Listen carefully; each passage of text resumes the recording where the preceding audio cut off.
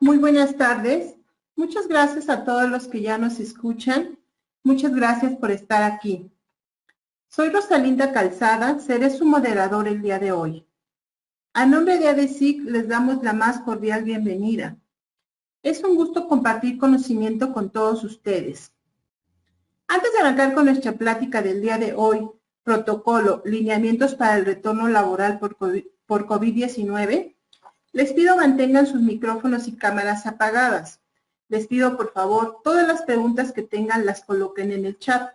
Las juntaremos para leerlas al final de la sesión. Tengo el gusto de presentarles al máster Juan Alberto Negrete Ayala, licenciado en Informática por la Universidad Latinoamericana. Realizó la maestría en Calidad Total por la Universidad Carlos III de Madrid, España. Actualmente se encuentra estudiando su segunda maestría en Calidad y Estadística Aplicada en la Universidad La Salle. Adicionalmente, ha combinado la parte profesional con la docencia, impartiendo cátedras a nivel licenciatura y maestría en la Universidad La Salle por un poco más de 20 años. Actualmente es el director de Operaciones Certificación México, Centroamérica, Caribe en A+. Muchas gracias por acompañarnos, maestro Alberto Negrete. Comenzamos. Muchas gracias, Rosalinda, y muchas gracias a todos por estar conectados. Gracias por su asistencia. A nombre de ADESIC le damos las gracias y esperamos que esta plática que vamos a tener con ustedes sea de su interés y la logística va a ser la que hemos estado platicando para poder llevar a cabo la plática, y si tienen alguna duda, pues lo vamos a ir platicando. No sé si ahí ven la presentación, creo que ya está lista para poderla platicar, ¿no? Ya la vemos, maestro. Muy bien, gracias. De todos modos, vamos a esperar si se van integrando más personas. Si les parece, vamos a ir platicándolo brevemente. Gracias por la invitación que me hace ADESIC para platicarles un poco de este tema, del protocolo de COVID.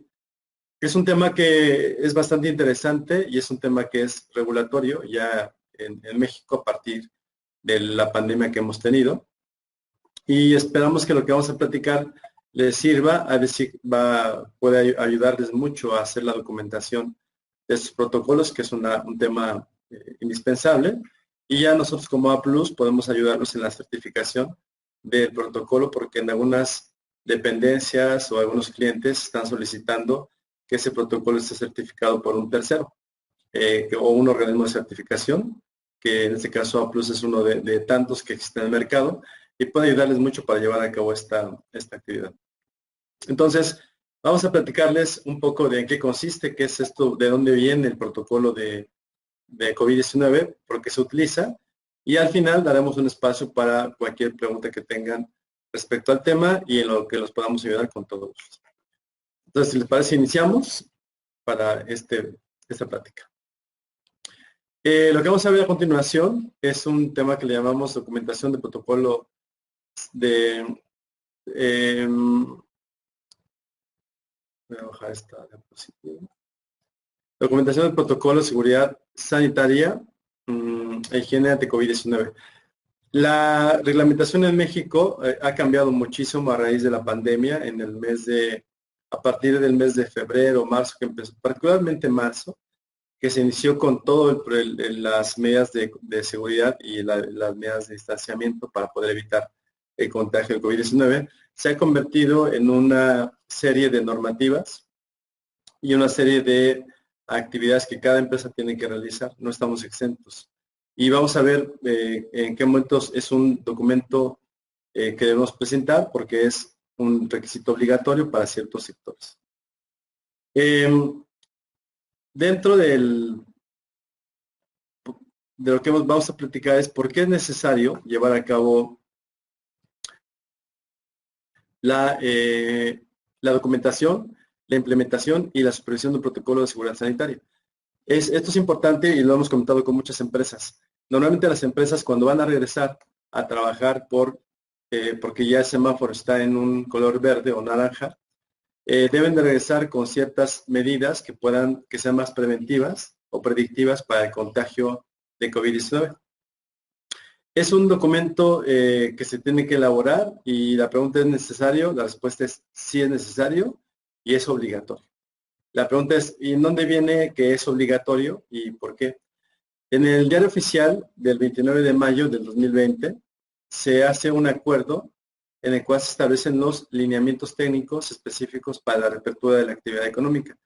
Recordemos un poco que a partir de marzo, es cuando empieza la pandemia, marzo, abril y parte de mayo, estuvimos o hemos estado muchas empresas trabajando de manera remota, haciendo home office, y algunos sectores muy particulares están trabajando directamente en sus empresas con horarios escalonados, hacen una segregación de horarios por ciertas áreas, de tal manera que no exista un cierto volumen de personas dentro de la empresa y que pueda ocasionar contagios. Estos acuerdos, el gobierno así le llama, acuerdos o lineamientos técnicos específicos, que es básicamente lo que debe tener cada empresa como mínimo para poder hacer la apertura a este regreso a la actividad económica. Dentro de este diario oficial del 29 de mayo, hace referencia a todo lo que tiene que tener la organización para poder llevar a cabo el regreso. Hace referencia también a las medidas que deben tener los sectores que son esenciales y los no esenciales. Recordemos que los sectores esenciales, pues es la industria de autotransporte, la minería, los bancos, por ejemplo, la parte financiera, son algunos sectores que son esenciales. Entonces, esos sectores, por ejemplo, estuvieron trabajando mucho desde el mes desde la pandemia, febrero, marzo, abril, mayo, ha estado operando, pero bajo ciertas condiciones. Todos los que no somos de sectores esenciales, pues nos mandaron a resguardar y paulatinamente nos van liberando. Dentro de este diario oficial, al final de la presentación vienen algunas ligas, ahí pueden conseguir toda la información que vamos a platicar el día de hoy, pero esto es un documento o estos lineamientos son obligatorios para todas las empresas, desde la más pequeña hasta la más grande que tenga, que esté registrada en el Seguro Social, debe tener, bueno, y aunque no lo esté, para realizar una actividad económica necesita tener esos protocolos o esos lineamientos para la reapertura o regreso a una economía formal. Dentro de ese mismo diario oficial, en el último párrafo de la presentación, viene un texto que dice lo siguiente: los centros de trabajo, es decir, todas las empresas, deberán implementar obligatoriamente las siguientes estrategias de control para contener la diseminación de COVID-19, independientemente del resultado del proceso de categorización establecido en los presentes lineamientos. Es decir, que el elaborar lineamientos, especificaciones, le pueden llamar lineamientos, le pueden llamar protocolos, le pueden llamar estrategias, le pueden llevar actividades preventivas, como lo quieran llamar. Pero el gobierno lo llama lineamientos y son obligatorios que todas las empresas deben de tener. ¿Qué es esto de lineamientos? Es dejar por escrito todas las actividades que tiene que o que va a realizar la empresa para poder regresar a una actividad económica. Por ejemplo, que cuando ingresan los empleados van tomando temperatura, que no puede haber el 100% del personal dentro de las instalaciones, que no puede haber más de 2 personas en un comedor, que tiene que haber 1.5 metros de diferencia entre una persona y la otra. Todas esas especificaciones deben estar documentadas e implementadas en todas las empresas. Vamos a ver al final qué es o cuáles son los aspectos mínimos que debe de cumplir cada documento para poder ser válido. Algo adicional que no viene en la presentación, pero viene en el diario oficial, es que cuando la empresa pertenezca a un sector esencial, como los que acabo de platicar, ese protocolo, ese documento, esos lineamientos, esas acciones, deben estar documentadas y tiene que subirlas a una página del IMSS. Y el IMSS, una vez que lo revisa y lo aprueba, entonces libera a esos sectores esenciales la reapertura de las empresas bajo ciertas condiciones y de acuerdo a semáforo. Si esas empresas ya están listas para poder operar el seguro y cumplen con el protocolo, el Seguro Social autoriza el regreso. Pero si no cumple, los va a rechazar. Las otras empresas que no somos de sector esencial o esenciales, no estamos obligados a reportar ese protocolo ante el Seguro Social. Por el mismo tipo, porque somos sectores no esenciales. Por lo tanto, no es algo que sea obligatorio presentar. Entonces, insisto, si es un sector esencial, es necesario que el protocolo lo subamos a esa página del Seguro Social para que recibamos una autorización para poder operar. Y los que no, pues no lo tenemos. Esa es la fuente y es el referente legal en el cual establece que debemos tener un protocolo o lineamientos.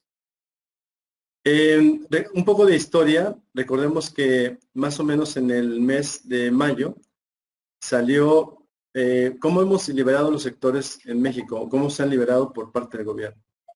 Más o menos en el mes de mayo, ahí puse las 3 etapas que hemos tenido, aunque la última etapa, que es la tercera, continúa hasta el mes de julio. En el mes de mayo fue la primera etapa en la cual se fue liberando el sector de los municipios que le llamaban de esperanza. Es decir, no todos los sectores se han liberado para poder operar. Si lo ven, el semáforo ha estado estableciendo parcialmente quién sí y quién no puede hacer regresar a una apertura económica. Dentro de la etapa 1, que fue en mayo, se liberó los municipios de la esperanza, que esto eran aquellos municipios o poblados que no reportaron ningún contagio de COVID, pero que tampoco tuvieron, estaban en vecindad con otros municipios. Entonces fueron los primeros sectores o los primeros municipios que se liberaron. Como no había contagios, se liberaron. Después, en mayo 18 a 31, se hizo una segunda etapa de liberación, en el cual los sectores esenciales, como fue la construcción, la minería, la fabricación de equipos, de transporte, se dio una liberación para poder operar de manera parcial. Es decir, los sectores esenciales, como los tiene clasificados el gobierno, deben de operar bajo ciertas condiciones muy estrictas y ciertos porcentajes. Estos sectores esenciales es lo que les comentaba, que deben de indicarlo en el Seguro Social para que puedan tener la aprobación. La tercera etapa de liberación de los sectores fue a partir de junio y es como estamos en la etapa actual, que fue la tercera etapa. La tercera etapa es cuando se hace una apertura de acuerdo al semáforo que va dando el gobierno. En todas las pláticas de las 7 de la noche, el informe técnico de COVID, ahí van especificando de cómo se va a ir moviendo los sectores en México. Últimamente, en las últimas semanas, no ha habido semáforo. Y no ha habido semáforo porque no ha habido información suficiente para poder definir y determinar qué sectores van a abrir. Y la situación es compleja porque cuando se iba a liberar otro sector en México, se reinició una sobrecarga de contagios. Por eso es que la liberación de los sectores no se ha hecho como estaba planeado, porque al abrir sectores y regresar a una vida normal, ha ocasionado que haya más contagios. Entonces, los sectores, los semáforos no se han liberado al 100% todos los sectores por esa razón. En la etapa de junio, que fue la tercera etapa, a partir de ahí se definió comenzar a liberar semanalmente los sectores por regiones y por niveles de alerta. Los niveles de alerta es si tenía cierta capacidad de los hospitales y si el número de contagios había sido mayor o menor, es lo que determina el abrir o no un sector. Entonces es importante que lo consideren. Si sus empresas en particular están en alguna zona que está todavía en semáforo en color rojo, no pueden abrir, no pueden regresar a una operación. Si está en naranja, pueden regresar, pero bajo ciertas condiciones muy específicas. Por ejemplo, los hoteles y los restaurantes, hasta hace unas 3 semanas estaban en color naranja, rojo y naranja. El rojo es que solamente puede operar un máximo 25%, y el naranja es que puedes operar hasta un 30-35%, dependiendo del sector. El giro, perdón. Si ustedes están en una empresa, si su giro de la empresa, por ejemplo, nosotros como organismo de certificación, no somos una actividad esencial, y eso lo que va a provocar es que no podemos regresar al 100%, porque ni siquiera estamos todavía en color. El sector al que pertenecemos ni siquiera se ha liberado en color. Por lo tanto, debemos ser muy prudentes para poder planificar el regreso. Entonces, la liberación de sectores ha sido paulatina y lo que ha marcado mucho la directriz de la liberación es el semáforo que están reportando cada semana en el informe técnico. Bien. Después, ¿cómo saber qué medidas y controles necesita implementar cada empresa? Y aquí hemos encontrado mucha incertidumbre porque las empresas, como no están al día de la información, tienen muchas dudas de qué es ese documento que tengo que elaborar, qué debe tener, cómo se tiene que documentar, cómo lo puedo medir, cómo lo puedo implementar, tengo que comprar equipo, debo de planificarlo a mediano plazo, es urgente. Todo eso que hemos platicado lo deben de hacer las empresas, pero particularmente es qué es lo que debe tener esos controles en la empresa. Antes de decirles cuáles son, hay que considerar estos elementos. Primero, el tipo de actividad, cada empresa y cada organización tiene un cierto tipo de actividad, es decir, son bajo lo que estamos platicando ahora, ¿es esencial o no es esencial? Y eso está en el diario oficial de la Federación del 31 de marzo, del 6 de abril, 14 y 15 de mayo.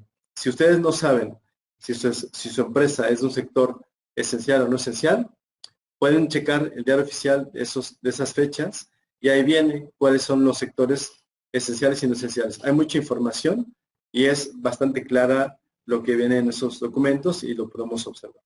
Entonces, el paso número 1 es definir qué tipo de actividad somos, esenciales o no esenciales. Ahora, para que yo pueda hacer la apertura, ya sé que soy de una actividad no esencial. ¿Sí? Segundo paso, debo definir el nivel de riesgo epidemiológico, es decir, saber si el semáforo en el cual me encuentro actualmente está en rojo, naranja, amarillo, verde. Si mi empresa está, por ejemplo, en la zona de Iztapalapa, no puedo abrir porque está todavía en color rojo. Aunque yo sea de un sector no esencial y que pudiera ya abrir, no puedo porque físicamente estoy en una zona de alto contagio. Entonces no podré abrir. Si estoy en una zona que está en naranja, pues puedo operar. Actualmente no tenemos en el semáforo lo que ha hecho el gobierno, ninguna zona está en verde. Todas están en rojo o en naranja. ¿No? Y creo que para que estemos en verde va a tardar un poco de tiempo. Tercer criterio es definir qué tipo de empresa somos. Si somos una empresa micro, pequeña, mediana o grande. ¿Cómo saberlo? Pues tienen que entrar a la página del INEGI y ahí está una clasificación por tipo de empresa. Una empresa que tiene ciertos empleados y que factura tanto del año, pues puede ser una empresa micro, pequeña, mediana o grande. ¿No? Porque eso va a depender de qué sirve que sepa si es micro, pequeña, mediana o grande, porque de eso va a depender lo que el gobierno me establece como obligatorio para poder implementar en ese protocolo para regresar a la normalidad. Y el cuarto punto habla de las características internas, es decir, si dentro de mi empresa tengo personas de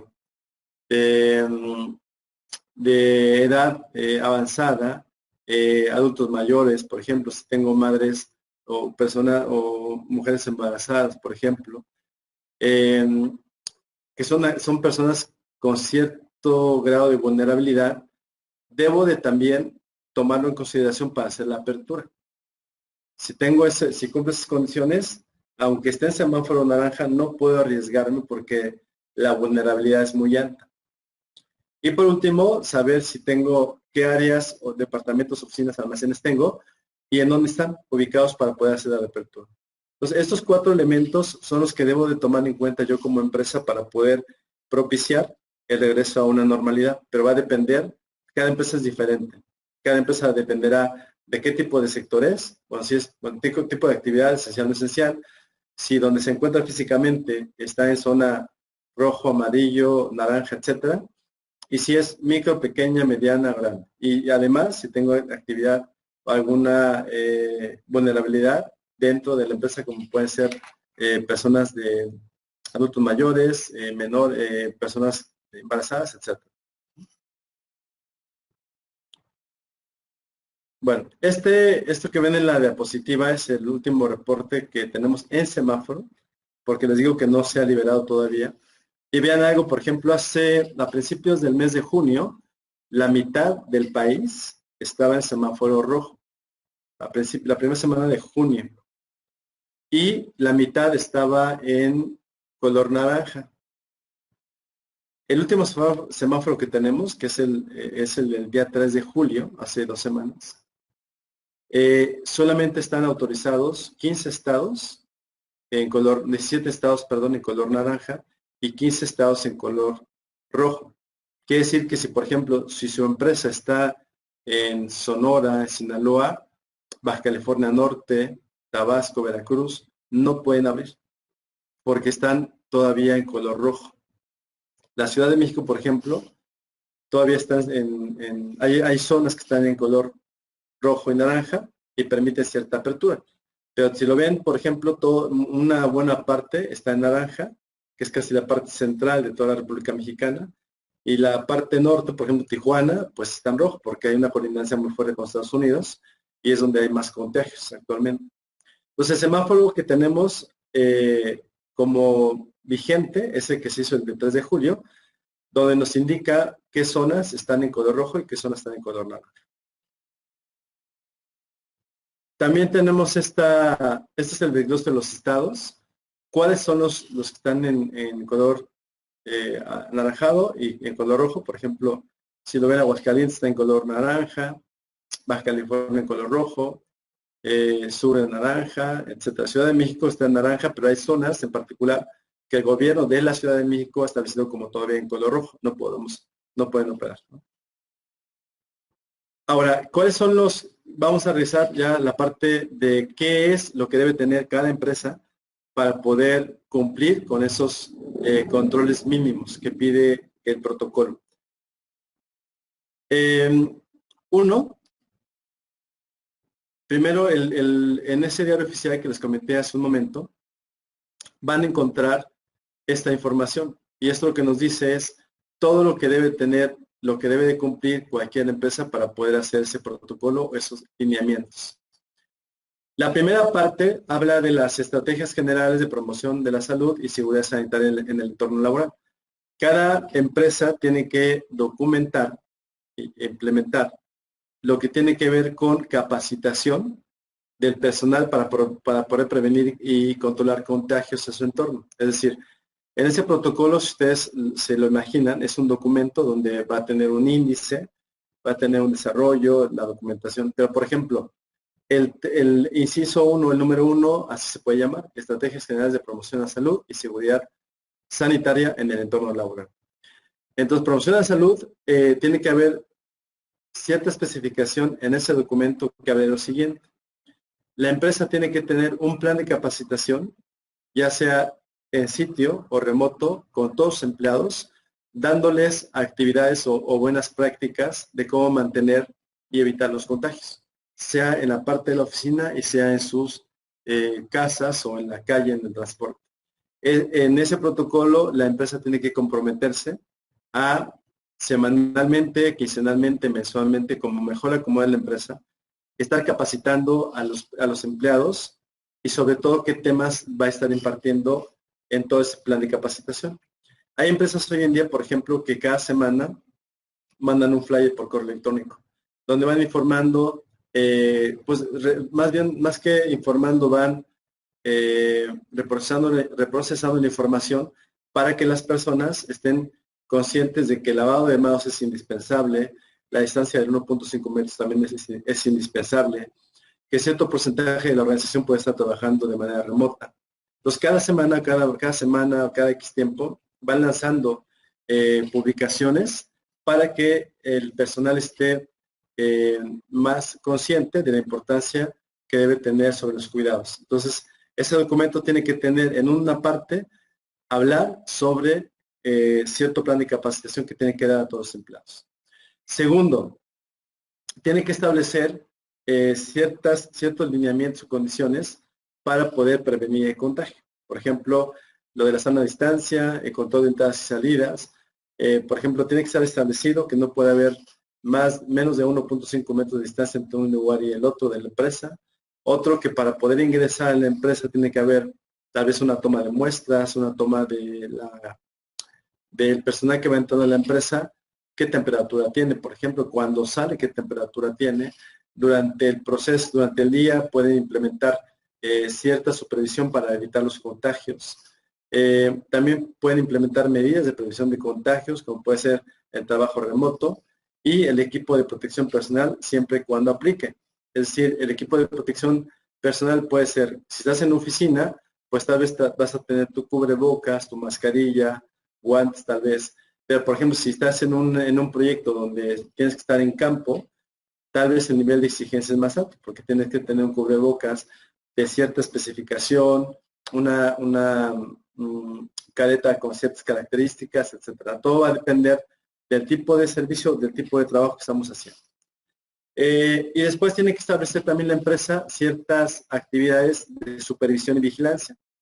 Esto se refiere a que dentro de ese documento debe de quedar escrito cuáles son las actividades para poder dar seguimiento a que no se tenga contagio o se tiene que van a hacer para poder darles la atención. Hay empresas que han formado comités. Ese comité es un grupo de personas que pertenecen a ciertas áreas de la organización y cada semana o cada 15 días se reúnen para poder revisar todos los informes que les envían los empleados. Algunas empresas, por ejemplo, piden que cada semana envíen un reporte de si tuvieron temperaturas, si tuvieron algún síntoma con respecto a COVID, si algún familiar estuvo enfermo, si algún familiar o conocido ha fallecido y tuvieron contacto. Y esos informes cada empleado los envía. A la semana se juntan, se analiza y se pueden tomar decisiones o reportes de cómo se está comportando el tema de contagios y el tema de prevención de los empleados. Ese comité es la función y tiene que emitir en minutas o acuerdos de lo que está detectando. Si ve que, por ejemplo, una persona ha estado reportándose enferma, tiene que tomar ciertas medidas. Esa parte también tiene que tenerla ese documento. También tiene que tener en el propio documento las medidas de protección para población vulnerable. Es decir, si dentro de la empresa, de las instalaciones de la empresa, tienen personas con cierta característica, por ejemplo, personas de la tercera edad que están trabajando todavía, son eventos vulnerables. Entonces, los centros de trabajo deben de identificar las zonas de riesgo, si es alto, medio o bajo, y qué medidas deben implementar para poder disminuir la contaminación o el contagio particularmente. Y sobre todo, qué centros de trabajo pueden tener cierta vulnerabilidad y cierto no. Por ejemplo, nosotros ayer, bueno, desde el día lunes hemos tenido una auditoría con un cliente que tiene 3 sitios. Uno está en San Juan del Río y 2 los tiene en Tlalnepantla, en Gustavo Vaz y el otro no recuerdo la bien. Un auditor está haciendo la revisión en esa empresa en uno de los sitios, pero hace 3 meses reportó contagios de COVID. Para que nosotros pudiéramos aceptar hacer la auditoría en sus instalaciones, le pedimos un protocolo, le pedimos también que extremara las medidas de seguridad, aunque ya no reportaron contagios, les pedimos que nos dieran información para poder controlar el aislamiento y no tuviera riesgos el auditor, porque ante ese tema que que nos habían comentado, puede ser que exista por ahí un tema de vulnerabilidad. Entonces tenemos que identificar si en nuestras zonas ha habido contagios y qué acciones estamos implementando para poder evitar. Si tenemos un cliente que nos visita cada mes, tenemos que hacerle saber al cliente que no puede entrar porque hemos tenido contagios, o bien que son zonas de riesgos por lo cual no podemos permitir que ingresen a esa ubicación. Esto que están viendo en la diapositiva es lo que les comentaba al principio. Dentro del diario oficial o dentro de ese documento que se llama lineamientos, van a encontrar qué es lo que le aplica como mínimo a una empresa micro y pequeña, qué es lo que le corresponde a una empresa mediana y qué es lo que corresponde a una empresa grande. En los 3 casos les aplican 15 puntos. Si ustedes me preguntan, ¿y cuáles son esos 15 puntos? Tendrían que entrar al diario oficial o bajar ese documento que son los lineamientos que vienen en la última página como referencia. Y entonces ustedes tendrían que desglosar cada uno, desarrollarlo. Por ejemplo, algo que es común en los 3 sea micro, pequeña, mediana y grande, es un control indispensable. Es todo empleado que entra a la organización, debemos tomar temperatura, no de cómo llegó. Y cuando sale, tener un control de cómo se fue. Tal vez sea temperaturas, tal vez sea una plática de salida, no lo sé, puede cambiar, pero un control indispensable en los 3 tipos de empresa es la toma de temperatura, por ejemplo. Adicionalmente, el gobierno les dice, a ver, si tú eres una micro y pequeña, cúmpleme estos 15. Una mediana, cúmpleme estos 15 y una grande, cúmpleme estos 15. Los 15 no son iguales, cambian de un tipo a otro. Pero también el gobierno me dice, adicionalmente, yo te recomiendo que implementes estos 40 controles para micro y pequeña. Y si es una empresa mediana, también puedes, te recomiendo que implementes estos 62 controles. Y si es una empresa grande, entonces te recomiendo que puedas implementar 72 controles adicionales. Entonces, esas son recomendaciones. Ahí en ese mismo documento vienen cuáles son las recomendaciones. Por ejemplo, una recomendación que ahora recuerdo en el tema de las 72 es que las empresas deben de tener un plan de continuidad para poder asegurar y vigilar que no existan contagios más adelante. Ya es un tema un poco más robusto porque hay que desarrollar muchas cosas, pero es una recomendación.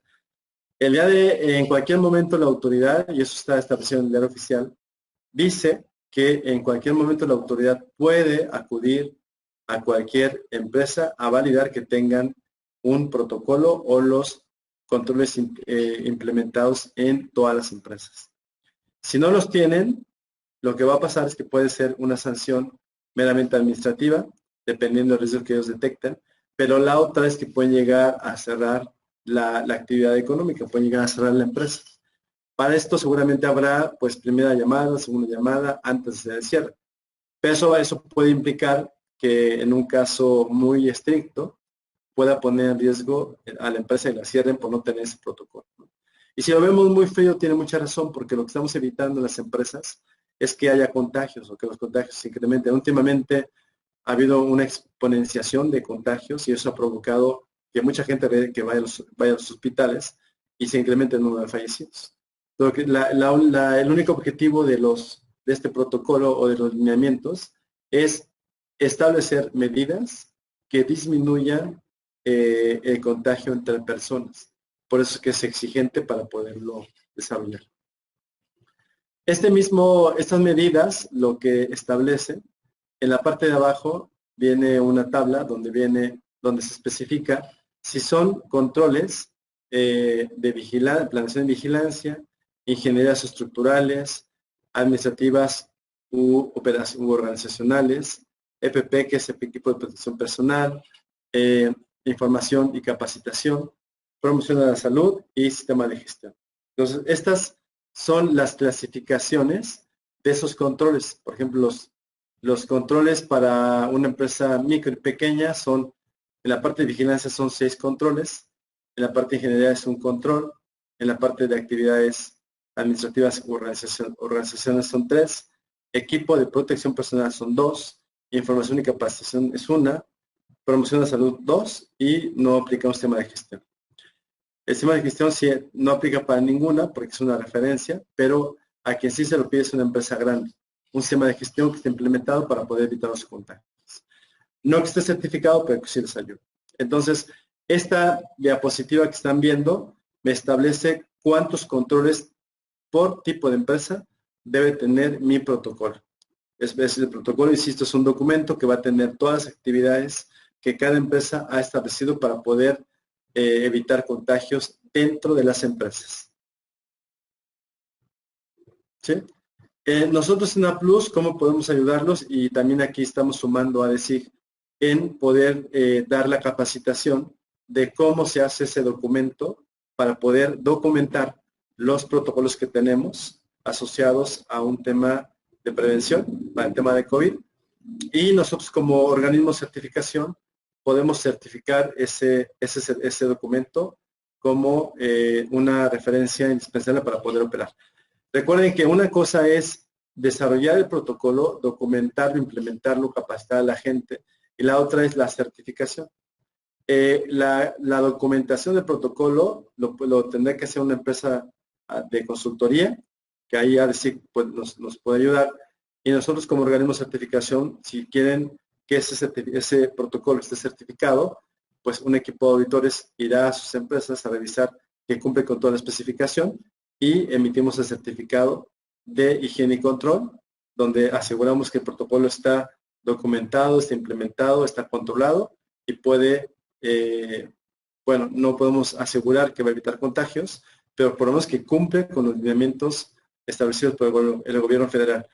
Nosotros el modelo que hemos desarrollado internamente está dirigido en varios escenarios. Uno es, verificamos al momento de la auditoría que ese protocolo se apegue a lo que estableció el gobierno. Es como primer punto. Como segundo punto, verificamos que se apegue a una serie de lineamientos que nosotros hemos desarrollado. Y tercero es que se apegue a ciertos lineamientos por sector. Por ejemplo, el sector hospitalario, el sector hotelero, el sector restaurantero han definido sus propios protocolos para el regreso a la actividad económica. Entonces sumamos a esa inspección esos tres protocolos, esos tres referentes, y cuando el auditor va, puede validar que cumpla con esa especificación o con esas tres especificaciones, y si cumple, entregamos el certificado. ¿De acuerdo? Es un poco de cómo se ve ya esto aterrizado para que puedan implementarlo en sus empresas y tengan la seguridad de que está bien hecho. Y evitar que si en un futuro el gobierno hace una visita para poder validar exactamente que está implementado el protocolo, no tenga ningún problema, ¿no? Al momento de que la certificación está por un tercero, tiene un poco más de validez porque no es juez y parte en la implementación del modelo o del protocolo. ¿De acuerdo? Y bueno, entonces hasta aquí es un poco la explicación del protocolo, por qué la importancia.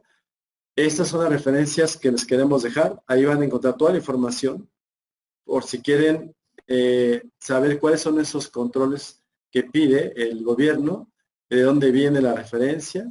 Hay mucha información, muchísima en la red de gobierno federal. Hay muchísima información que pueden ocupar para desarrollar estos protocolos, implementarlos y estar listos para una inspección por parte de la autoridad. Quien puede estarlos visitando es el Seguro Social y la Secretaría del Trabajo. ¿Sí? Digo, no tienen tanta gente para cubrir todas las empresas, pero pues en cualquier momento de aleatorización pueden tener como referencia a cualquier empresa y la van a estar revisando. ¿De acuerdo? Entonces, es un poco la plática de hoy. Esperamos que haya sido su interés. Si tienen algún comentario, lo podemos revisar y con esto terminaría la plática. Si me dicen, tengo aquí algunas preguntas, no sé si quieren lo vamos respondiendo o la dinámica. Muchas gracias, maestro. Muchas gracias, maestro Negrete, por esta excelente plática. Sí tenemos algunas preguntas para que por favor nos ayude a responderlas. Nos preguntan, pero el semáforo se pasó a responsabilidad de los gobiernos estatales, ¿verdad? A ver, precisamente por eso no se ha liberado el semáforo, porque ha habido falta de información entre los gobiernos estatales y el gobierno federal. La diferencia es que lo oficial es lo que está publicando en los informes diarios el gobierno. Hay estados que han decidido no hacer caso al gobierno federal, pero por consecuencia se ha incrementado el nivel de contagios. Si ahí es un problema porque el gobierno dice una cosa y el estatal dice otra. Yo lo que creo es que debemos tomar una sola fuente oficial, que es lo que está marcando diariamente el gobierno en los informes diarios, como referencia. Muchas gracias. Siguiente pregunta. ¿Dentro de los sectores esenciales están las industrias de alimentos? No. La industria de alimentos, no. Está clasificado como sector esencial la ganadería, la producción, los suministros que podemos utilizar para poder hacer el tema de inocuidad. Pero Por ejemplo, una cocina económica no entraría como sector esencial, entraría como un sector no esencial.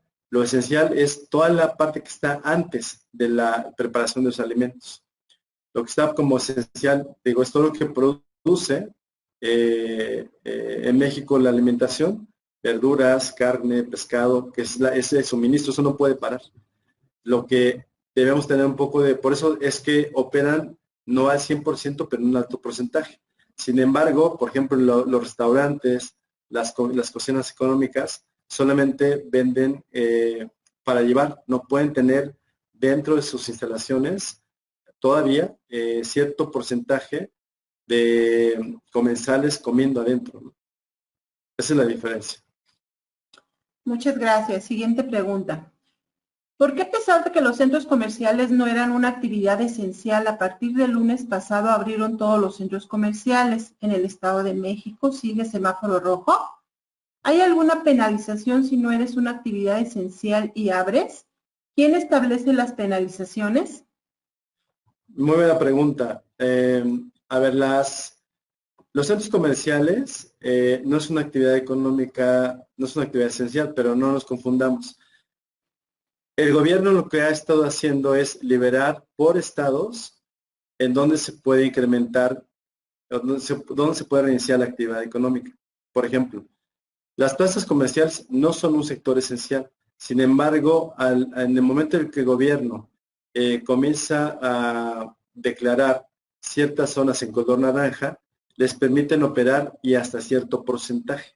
Es decir, las plazas comerciales, por ejemplo, que a mí se me hace un error, pero bueno, lo liberaron, pero al final no puedes abrir en ciertos horarios. No puede haber más de cierto número de clientes dentro de la plaza. Son controles que ha ido implementando el gobierno en una forma preventiva para poder evitar contagios.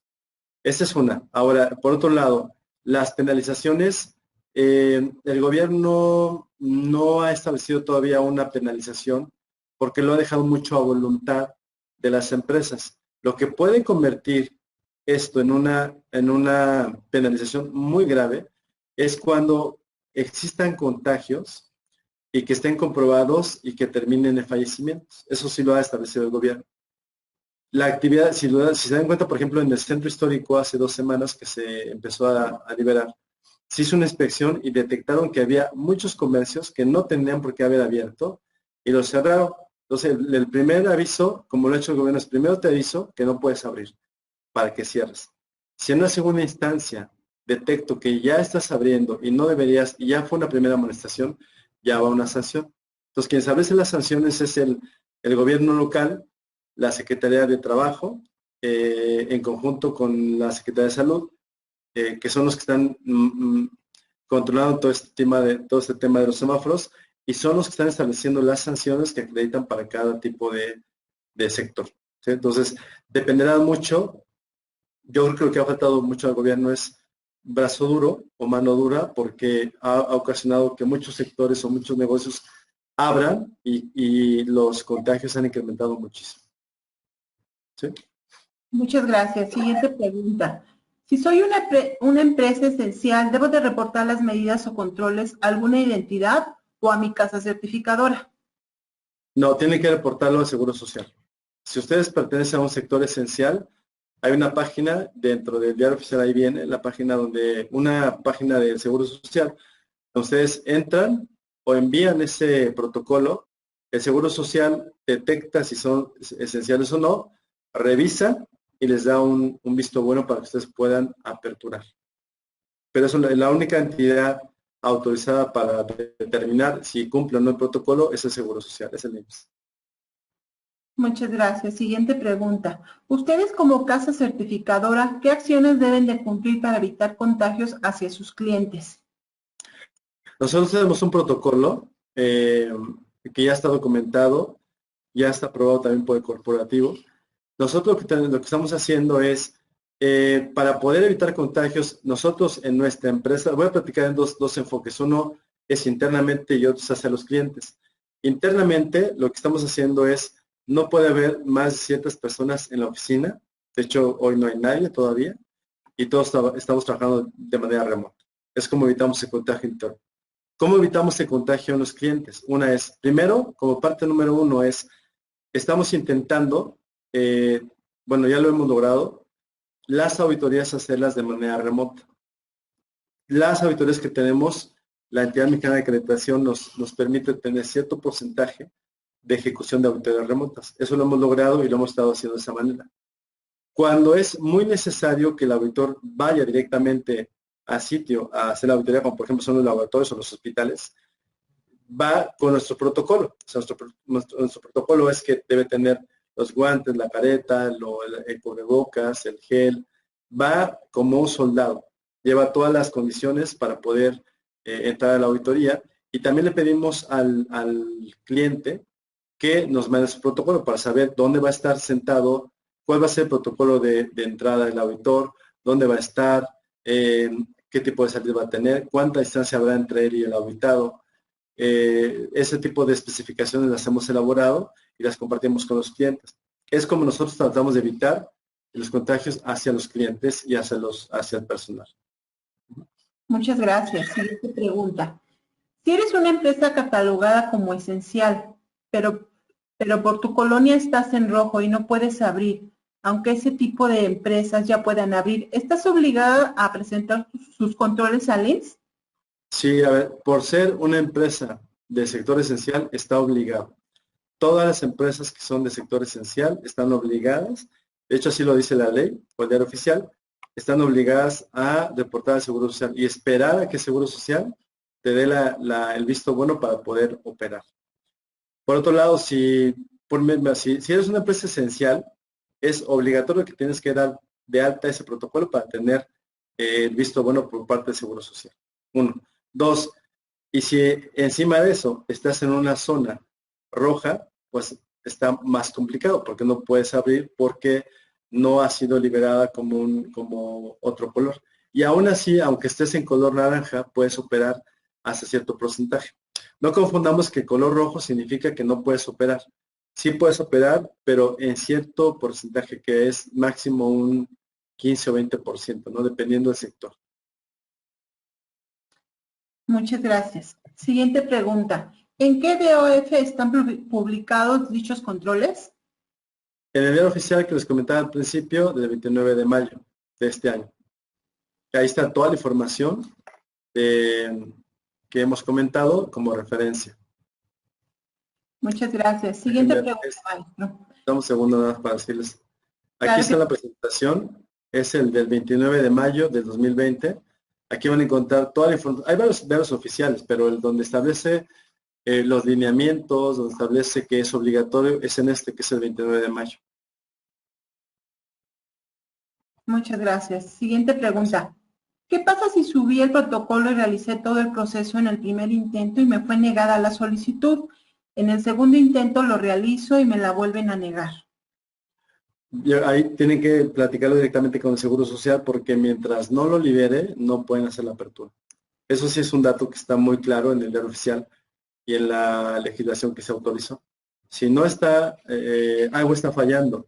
Yo lo que les recomiendo es que lean los lineamientos que están establecidos en el diario oficial, compárenlo contra lo que ustedes están haciendo, validen que sea claro y que tengan evidencia si es posible para que lo puedan reenviar al Seguro Social.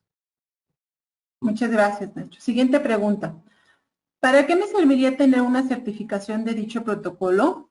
El inspector que va a hacer la verificación para autorizar la apertura del sitio de gobierno del Estado de México y Aguascalientes, ¿toman como válida dicha certificación? A ver, la certificación que les comentaba, les decía que no es obligatoria. Cuando nosotros, las que hemos hecho hasta el momento ha sido por dos razones. Una es porque los proveedores de ciertos clientes, más bien el cliente, lo que ha pedido a sus proveedores, porque sus proveedores entran a las instalaciones de este cliente, por ejemplo, como puede ser por los hoteles, los restaurantes, las empresas de traslado de valores. El cliente les ha exigido un protocolo certificado. Entonces, han presentado el protocolo que han subido a Seguro Social, pero adicional a eso, les han pedido un protocolo certificado por algún organismo. Eso es cuando es un requerimiento por parte específico del cliente. Por eso es que lo solicita. Y otros es porque cuando ahora, por ejemplo, lo hemos visto en licitaciones que han tenido, en algunas licitaciones les han pedido a las empresas que tengan un protocolo certificado. Y el tema es que es un tema como de validación, diciendo no desconfío de lo que tú has hecho, pero necesito que lo tengas certificado o aprobado por un tercero. Llámale organismo, llámale a alguna secretaría, alguien que te haya dicho que sí está bien y que cumples. Esa es la razón por la cual se ha establecido una certificación. Muchas gracias. Y el auditor, el inspector que va a realizar la auditoría es personal que tenemos formado para temas de COVID. Es un auditor específico porque está asociado en temas de química, biología y física y alimentación. Entonces, por eso es que tiene ese perfil que puede cubrir lo que está en los lineamientos. Siguiente pregunta. ¿Es necesario realizar el protocolo en formato personal o debe ser mediante la plantilla? No, hasta donde yo sé puede ser un formato libre, porque ni siquiera los propios lineamientos establecen un formato, pero puede ser libre para que ustedes, lo que sí validan es que tenga el cumplimiento de todos los lineamientos. Entonces es un formato libre. Muchas gracias, maestro. ¿Alguien más gusta hacer otra pregunta? Todavía tenemos tiempo. Agradecen aquí las respuestas.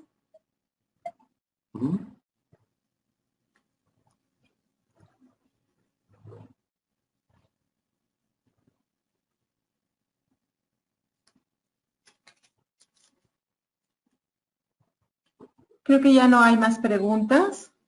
¿No? Nuevamente, muchas gracias, maestro Negrete, por esta excelente plática. Y muchas gracias a todos por acompañarnos. Les recuerdo nuestra plática del día lunes 20 con el tema El retiro se inicia hoy a las 11 de la mañana. Les comento que esta sesión fue grabada y les estaremos enviando el link a su correo de registro y la podrán ver también en nuestro canal de YouTube. Aquí tenemos otra pregunta. ¿Cómo puedo ajustar el sistema ISO 22000 con el protocolo? A ver, el sistema de inocuidad creo que es uno de los que pueden cubrir más el protocolo desde el punto de vista técnico. Es decir, si ustedes tienen un sistema de gestión basado en ISO 22000, el protocolo dentro del sistema de gestión para el tema de riesgos, por ejemplo, o la parte de contexto, pueden ustedes implementar un efecto que puede ocasionar que los procesos internos no se lleven a cabo, es el contexto externo.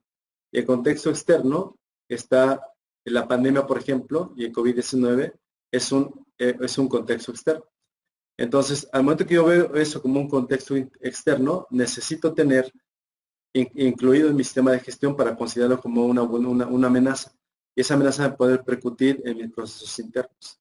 Esa es una opción. La otra es en el análisis de riesgos que yo hago también en cuestión de inocuidad, puedo incluir como una variable adicional el tema de la pandemia para que yo pueda controlarlo y pueda establecer ciertas condiciones que puedan evitarme el contagio en los alimentos.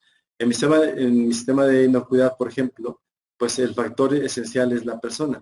Entonces la persona tiene que tener ciertas condiciones que previamente elaboren el protocolo, que previamente identifiquen el riesgo y que previamente identifique como contexto externo. Puedo documentar de esa forma para poder prevenir los contagios y por lo tanto puede repercutir en un alimento. Tenemos otra pregunta. ¿Y valdría la pena de una vez ajustarlo a la NOM 035, ya que estamos hablando de ajustes? Sí, de hecho es parte de es que hay mucha información, es decir, el protocolo que ustedes tengan o los lineamientos es parte importante de la NOM 35. La NOM 35, aunque salió antes, lo que no se trata es que inventemos el hilo negro. Es decir, la NOM 035 salió antes del tema de COVID, pero así como fue la pandemia, puede haber otros temas que debo considerar y que pueden afectar al ambiente interno del personal. Por ejemplo, algo que por ejemplo, nosotros en la empresa tenemos implementada la 035 y hemos implementado capacitación en temas asociados a COVID, como puede ser también ahora con el COVID, muchos estamos trabajando desde casa y ha habido todo tipo de repercusiones psicológicas. De la NOM 35, por ejemplo, se ha aumentado el listado de capacitaciones a los empleados y entre esos temas hemos incluido muchos temas como medida de prevención o de saturación por temas de pandemia, orientados a COVID-19. Entonces, es muy amplio porque lo podemos ajustar, pero como un elemento más que puede afectar el ambiente laboral internamente. Muchas gracias. Aquí le dicen, muchas gracias por todas sus respuestas. Y tenemos otra pregunta. ¿En algún lugar puedo encontrar qué medidas puedo tomar para detectar los casos asintomáticos? Sí, asintomáticos. Sí, en las referencias que les dejo en la página, ahí viene mucha información. Van a encontrar esto que me están preguntando para poder detectar los casos y les dan también muchos tips. Por ejemplo, hacer cuestionarios donde cada empleado va colocando cómo se siente la semana, si ha tenido familiares con contagio o que se han recuperado. Esa información la meten en una base de datos y de ahí pueden ir detectando los casos de una manera cualitativa. La otra forma, que es un poco más cuantitativa, ya es cuando ustedes implementan un nivel o un control más robusto, por ejemplo, toma de muestras ya específicas. El tema es que entre más quieren que aumentar mi nivel de identificación, es más caro, porque yo como empresa, si quiero estar seguro, mando a todos mis empleados a hacer la prueba y eso me va a salir muy caro. Pero también lo pueden hacer como una medida para poder detectar los casos asintomáticos que ustedes estén identificando. Muchas gracias, maestro Negrete, por todas sus respuestas. Muchas gracias por esta excelente plática. Gracias a todos por acompañarnos. Pero siguen las preguntas. Sí. ¿Recomiendas la utilización del oxímetro para detectar los casos asintomáticos? La realidad es que no te sabría decir porque no soy experto en la toma de ese tipo de muestras, porque no somos especialistas en la detección de casos asintomáticos. Eso tenemos que buscarlo con algún sector médico, algún sector biomédico para que pueda definir si es correcto o no, ¿no? No sé exactamente cuántas herramientas, cuántos equipos puedan contribuir a detectar los casos asintomáticos. Eso es un poco más técnico. Muchas gracias. Nos preguntan, ¿también hay pruebas pool para que no salgan tan caras las pruebas? Sí, de hecho más bien es como una afirmación, ¿no? Las pruebas pool son pruebas que pueden utilizarse para no mandarlos directamente al laboratorio y puede ser un poco más caro. Muchas gracias. Ya no tenemos tiempo de más preguntas, se nos ha terminado el tiempo. Muchas gracias, maestro Negrete, por esta excelente plática. Gracias a ustedes por la invitación, gracias a todos por haber asistido. Si tienen alguna duda un poco más particular de cómo quieren hacer sus protocolos, acérquense con ALSIC y ellos pueden darles mucha información para poder documentar esos protocolos. Muchas gracias. Que tengan todos una excelente tarde. Muchas gracias. Cuídense mucho. Cerramos sesión. Muchas gracias. Hasta luego.